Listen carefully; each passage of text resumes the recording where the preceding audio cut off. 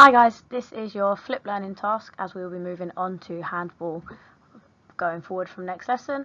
We're going to be looking at the introduction. So firstly, we're going to be starting with passing and receiving. So you will receive a task that is related to that and you will need to complete it ready for next lesson. To successfully move the ball from one end of the pitch to the other requires players to be able to execute a variety of different passes. Passing is a key technical element in handball. They must be accurate, precise and fast. Players must be prepared to receive these passes to continue play efficiently, and it is important to consider the tactical importance of passing and receiving a ball in handball. Just on the left hand side in the blue box you will see there are key terms that you need to understand. You need to understand the definition of accuracy, tactics and efficiency. So before you move on, have a quick read of those and we will continue.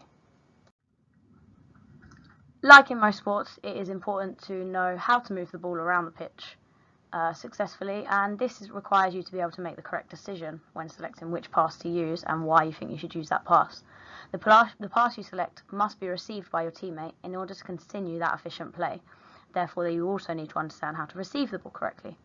When passing in handball, you need to consider the preparation, execution and follow-through in order to make a successful series of passes.